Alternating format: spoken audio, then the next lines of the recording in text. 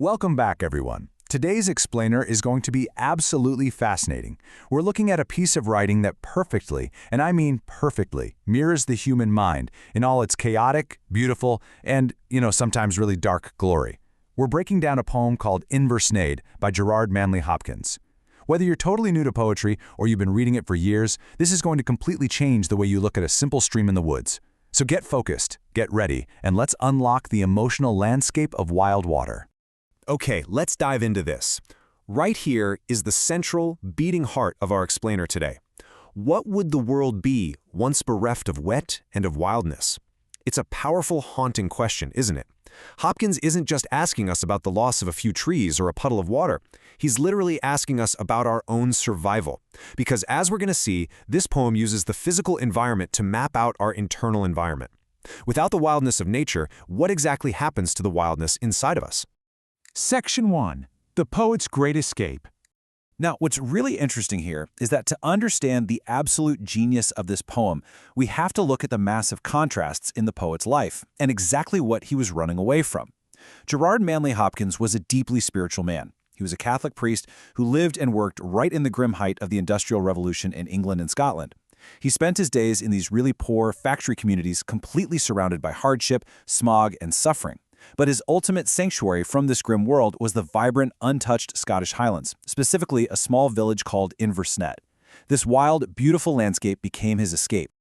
Born in London in 1844, Hopkins eventually converted to Catholicism and took on the really heavy burden of working as a priest in those harsh industrial slums. But here's the absolutely critical piece of the puzzle. Hopkins battled severe depression. The sadness of the modern, rapidly industrializing world weighed on him immensely. His poetry, which he actually kept completely secret and wasn't even published until 30 years after his death, became a vital coping mechanism. It was his way of handling the despair. Keep this in mind as we look at his words. Section 2. The Roaring Wild Stream. To make us physically feel this rushing water, Hopkins invented a brand new type of rhythm. He called it sprung rhythm. It's based on counting only the stressed syllables in a line, allowing for any number of unstressed syllables to just be packed in between. He designed this to imitate natural, unpredictable speech. But in Inversnaid, he speeds up the pacing of the words to literally make the reader feel the unpredictable, rushing, roaring flow of the wild Scottish stream. You don't just read it, you feel the momentum carrying you away. Hopkins captures this dynamic momentum using brilliantly simple analogies. He calls the stream a darksome burn, and yes, darksome is a word he totally made up just for this poem because, let's face it, standard English just wasn't dramatic enough. He says the water flows over the rocks like a brown horse's back. Then he compares the water to a roll rock high road roaring down. Just think about that imagery. It's like a rolling rock crashing down a main road. It's loud, it's forceful, and through the rhythm of the words you can practically hear the rocks clattering against each other under the surface. And this brilliantly illustrates his absolute mastery of sound. Take the phrases fleece of his foam and fawn froth. This is alliteration, the repetition of those lyrical F sounds. Try saying it out loud. Fleece of his foam, fawn froth. Do you hear how it mimics the physical, spitting, bubbling nature of wild water splashing on the surface? He's using the physical shape of the letters to literally paint the foam for us. Then he brings in a surprisingly relatable metaphor. He says the river turns and twindles over the broth. Twindles is this fantastic word that implies twisting and turning, comparing the churning river to a pot of soup vigorously boiling on a stove. What's incredible here is that he's taking his own manic, churning, internal emotional energy, all that anxiety and depression from his life in the slums, and translating it into this violently boiling physical landscape that we can easily visualize. He makes this wild, roaring landscape incredibly accessible to us. He doesn't just use aggressive analogies.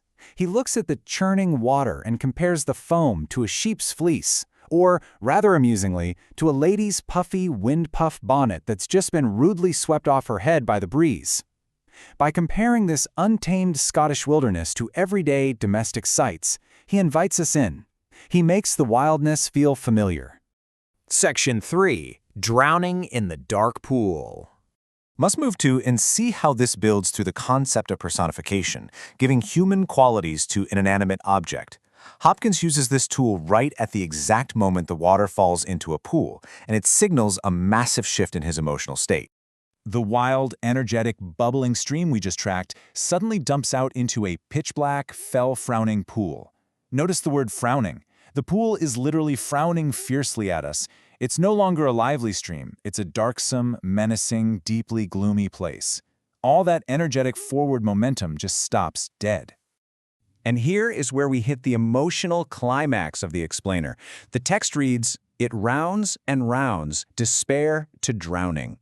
This is the crucial metaphorical mapping we've been building toward. The swirling physical descent of the water into this dark, inescapable pool perfectly mirrors the poet's own terrifying internal sinking into severe depression and despair. The pool is personified as a place that literally drowns your hope.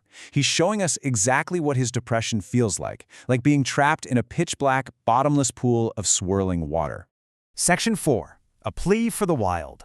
Suddenly, he points our attention away from the dark water and toward the resilient banks of the stream. He describes slopes, digged and dappled with dew, meaning wet and spotted with moisture. He points out the wiry heath packs and flitches of fern. He mentions a beautiful, seed-covered bead bonny ash tree sitting bravely over the stream. Now, why point out these specific plants? Well, because these are tough, resilient weeds and shrubs. Their ability to withstand extreme weather and cling to the edge of the rushing water perfectly symbolizes Hopkins finding his own solace and strength. Looking at their survival gives him the endurance to survive his own internal storms. So the crucial point is we return right back to where we started. What would the world be once bereft of wet and of wildness? In this final section, Hopkins steps completely away from just describing the water. The tone shifts from awe to a passionate, quizzical plea. He's looking at the Industrial Revolution, mankind's relentless search for wealth at absolutely any price, destroying nature to build factories, and he is begging us to stop. This isn't just a poem about a Scottish stream anymore. It's a desperate plea to mankind to protect these wild sanctuaries. And he leaves us with this incredible, memorable call to arms. Long live the weeds and the wilderness yet. Let them be left. He repeats it to really show his earnestness. Hopkins recognized over a century ago what we're still realizing today. We absolutely must preserve our wild landscapes, not just because they're pretty to look at, but for the sake of our own mental and emotional survival. Because without the wildness of the earth, we lose the spaces that heal the wildness within ourselves. Something to truly think about the next time you take a walk in the woods. Thank you for joining me for this explainer, and keep exploring.